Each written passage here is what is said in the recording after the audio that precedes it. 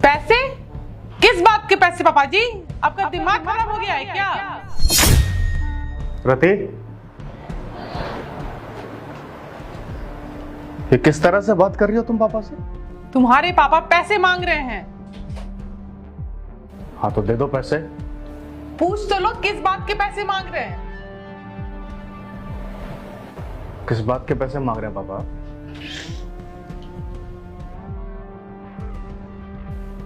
बेटा मैं इस बात के पैसे मांग रहा हूँ। तेरे को बचपन में पढ़ाया लिखाया, कॉलेज भेजा, तेरी शादी की, और शादी के अंदर जो खर्चा किया और तेरे को हनीमून के लिए जो बाहर भेजा, मुझे सब इस बात के पैसे चाहिए। आपका दिमाग खराब हो गया है? नहीं, अब क्या बोल रहे हैं? कोई बाप अपने बेटे से ऐसे बात करता है? अरे आप परवरिश की, इसका मतलब ये थोड़ा कि पैसे मांगेंगे अपने बेटे से। आप दुनिया के अलग बाप हैं। दुनिया का हर माँ अपने बच्चों के लिए यही करता है। मेरे पापा भी किए हैं, तो क्या पैसे मांग रहे हैं? रहने दो रति, इन सब बातों का कोई फायदा है नहीं। मैं काफी दिनों से देख रहा हूं पापा का बर्ताव मेरे प्रति ना काफी बदल चुका है। पापा मुझे नहीं मालूम कि आखिरकार आप इतना बदल क्यों चुके हैं, या फिर किसी के बहकावे में आए हैं, और ना ही मुझे जानना है। आपको पैसे चाहिए ना, ठीक है, बताइए मुझे कितने पैसे बनते हैं आपके? आज तक कितने पैसे खर्च किए हैं आपने मेरे ऊपर? आज के आज मैं आपके सारे कर्ज चुका दूंगा। जितना भी आपका पैसा मेरे ऊपर बनता है वो बताइए मुझे, मैं आपके सारे कर्जे चुका दूंगा। पक्का मेरा सारा कर्ज उतारेगा? पीछे तो नहीं हटेगा? बिल्कुल नहीं हटूंगा। सोच ले एक बार। सोच लिया। चल ठीक है। सबसे पहले जब तू पैदा हुआ था ना, तेरी माँ बचपन में चल बसी थी। अकेले मैंने माँ और बाप दोनों का प्यार दिया है। इन हाथों से तुझे पाला है, और बचपन में अपने हाथों से तुझे खाना खिलाया, तैयार करके तुझे स्कूल भेजता था। क्या तेरा नखरा मैंने नहीं सहा? सारी चीजें मैंने अकेले ने की है। और उसके बाद तूने कहा पापा मुझे इस कॉलेज में दाखिला लेना है, मैंने वो भी तेरे को दिलवाया। फिर जब तेरा शादी का टाइम आया, पापा मुझे फलाने वो महरौली में बैंकेट हॉल में शादी करनी है, अच्छे से अच्छी करनी है, मेरी कंपनी में दोस्त है, फलाना ठिकाना, मैंने तेरी वो ख्वाहिश पूरी की। उसके बाद मुझे मॉरिशस जाना है हनीमून के लिए, मेरी ताकत नहीं थी, फिर भी मैंने तेरा शौक पूरा किया कि मेरे बच्चे की कोई कमी ना रह जाए। और आज तो इतना बड़ा हो गया, मेरा कर्जा उतारेगा? हाँ उतार सकता तू मेरा कर्जा। क्या नहीं किया मैंने? तुम्हारे पास 2 मिनट तो मेरे पास है नहीं, वक्त तो है नहीं तुम्हारे पास, और मेरा कर्जा उतारने चले हो। तू गांव गया था, मेरे को ये कह के लाया था गांव से शहर चलो। मैंने जमीन जगह तेरे कहने पर बेचकर मैं शहर आया, और ये जिस फ्लैट में तू रह रहा है ना, ये फ्लैट भी मेरे उस गांव के पैसों की जमीन का है, ठीक है कि नहीं? और आज तू मेरा कर्जा उतारेगा।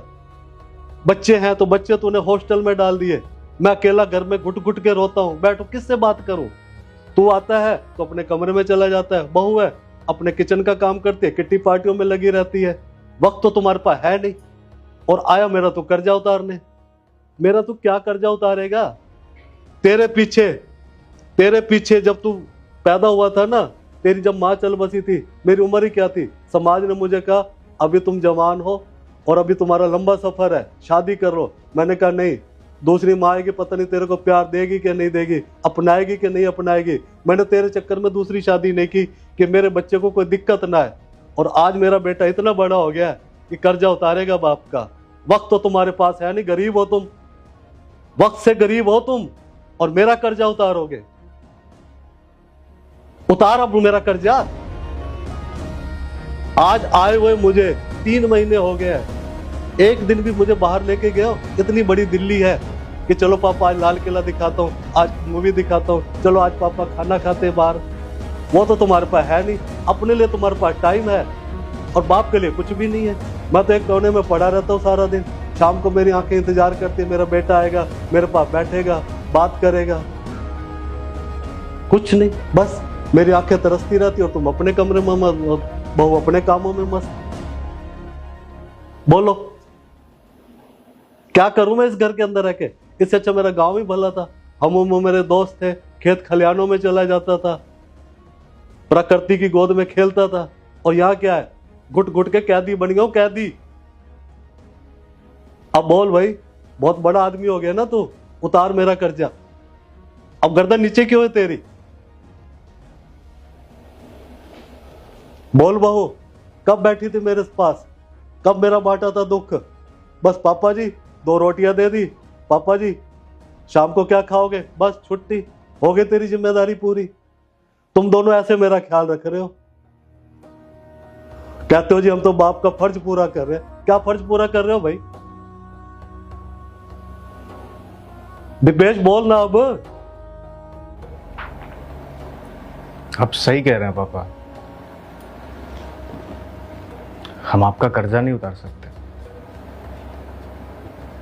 दुनिया का कोई भी बेटा अपने माँ बाप का कर्ज नहीं उतार सकता, चाहे वो कितना भी अमीर क्यों ना हो जाए। और एक बात और भी सही कही आपने कि गरीब हूं मैं, वक्त से गरीब हूं, वक्त नहीं है मेरे पास। पापा, मुझे ऐसा लगता था ना कि मैं आपको गांव से यहाँ ले आया इस शहर में तो मैंने बहुत बड़ा काम कर दिया। मेरे पापा मेरे साथ रहते हैं, ये बहुत बड़ी अचीवमेंट है मेरी। पर आज जब आप ये बातें बोल रहे हैं तब मुझे ये एहसास हो रहा है कि नहीं, मैंने जिंदगी में कुछ अचीव नहीं किया है। क्या हासिल किया है मैंने जिंदगी में? अपना घर, अपने घर पे नहीं हूं मैं, सारी जमीन जायदाद बेच चुका हूं मैं। एक बाप जिसने मुझे बचपन से पाला पोसा, इतना बड़ा किया, जिस लायक बनाया, वो बाप मुझसे खुश नहीं है। उस बाप को मुझसे क्या चाहिए? वक्त।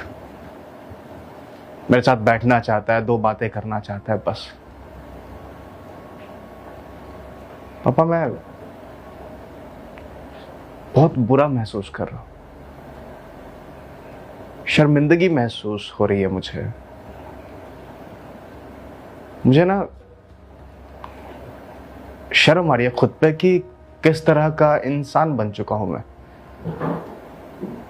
मैं इस तरह का इंसान नहीं था पापा, और ना ही कभी इस तरह का इंसान बनना चाहता था। इस शहर की आबो हवा ने मुझे पूरी तरह से बदल के रख दिया। मुझे ऐसे लगने लग गया कि मेरे सर के ऊपर ना बहुत जिम्मेदारियां आ गई हैं। मुझे अपना भविष्य बनाना है, मुझे कल के बारे में सोचना है, अपनी पत्नी के बारे में सोचना है, अपने बच्चों के भविष्य के बारे में सोचना है। पर मैं ये भूल गया कि भविष्य किसी के नियंत्रण में नहीं होता। एक खूबसूरत अतीत को पीछे छोड़ आया हूं मैं, और उस अतीत में जीता है मेरा बाप, जो मुझसे 2 बातें करने के लिए तरस रहा है। पापा, मैंने ये सोचा था कि मैं अगर आपको गांव से यहां लेकर के आ जाऊंगा तो आप खुश रहेंगे हमारे साथ, आपको हमारी कमी महसूस नहीं होगी, हमें आपकी कमी महसूस नहीं होगी। पर मुझे ऐसा लग रहा है कि मैंने बहुत बड़ी गलती कर दी। आपको गांव से यहां तो ले आया, पर आपको वक्त देना भूल गया। और देखिए ना किस तरह से बात करने लग गया हूं मैं आपसे। मतलब मेरी इतनी हिम्मत कि मैं आपसे ये बोल रहा हूं कि मैं आपका कर्जा उतारूंगा। अरे संभव है क्या ये? क्या एक बेटा अपने बाप का कर्ज उतार सकता है क्या? अरे ये बोलने से पहले मेरी जुबान कट जाती। पापा, जो भी गलतियां हो चुकी है उसके लिए सिर्फ और सिर्फ माफी मांग सकता हूं मैं आपसे, और साथ ही साथ एक वादा करता हूं कि जो भी आपकी शिकायतें हैं मैं वो सब दूर करने की कोशिश करूंगा। आज के बाद आपको किसी भी तरह की कोई भी शिकायत मुझसे नहीं होगी। और ये आश्वासन सिर्फ मैं अपने लिए नहीं बल्कि अपनी पत्नी के लिए भी देता हूं। हम दोनों बहुत शर्मिंदा हैं और हम दोनों आपसे माफी मांगते हैं। आज के बाद हम आपको वक्त देंगे, और जो हमने बच्चों को हॉस्टल में डाल रखा है उसे भी हम वापस ले आएंगे। मैं पूरी कोशिश करूंगा कि हमारा यह परिवार खुशहाल हो सके, हम सब एक अच्छी जिंदगी जी सके। बस पापा, जो भी गलतियां मैंने की है उसके लिए मुझे माफ कर दीजिए। हाँ पापा जी, हमें माफ कर दीजिए। हमसे बहुत बड़ी गलती हो गई। जब आप यहाँ नहीं थे तो हम लोग आपके प्यार के लिए तरसते थे। हम चाहते थे कि आप हमारे साथ आके रहें, हम आपके साथ रहें, अब वक्त बिताएं।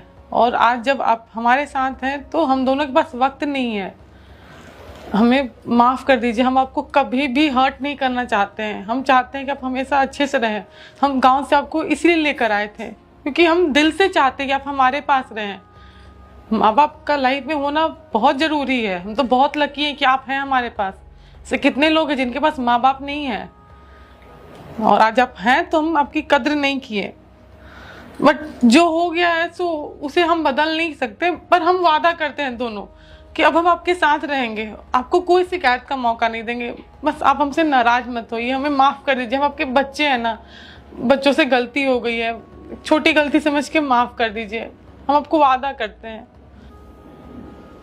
कोई बात नहीं भाऊ, तुम दोनों को अपनी गलती का एहसास हो गया, मेरे लिए यही काफ़ी है। और मैं भी तुमसे माफ़ी मांगता हूँ। मेरा उद्देश्य ये नहीं था जो मैंने ये रास्ता अपनाया, केवल तुम्हें एहसास दिलवाने के लिए। बेटा, शहर में आके तुम लोग पैसा तो कमा लेते हो, पैसा ही सब कुछ नहीं होता। कहते हैं ना, जहाँ संतोष है वही सब कुछ है। पैसे की आबो हवा में ना तुम अब अपने फर्ज भूल जाते हो, अपने पेरेंट्स को भूल जाते हो, जो कि वो जड़ कहते हैं ना, जिस घर के अंदर बड़े बूढ़े हंसते हैं उस घर में कहते हैं ना ऊपर वाले का वास होता है। और जिस पैसा वो किस काम का बेटा, जब घर के अंदर तुम्हारा बाप ही दुखी बैठा है या तुम्हारे पेरेंट्स दुखी बैठे हैं तो वो पैसा किस काम का। और पैसे का लालच का अंत नहीं है।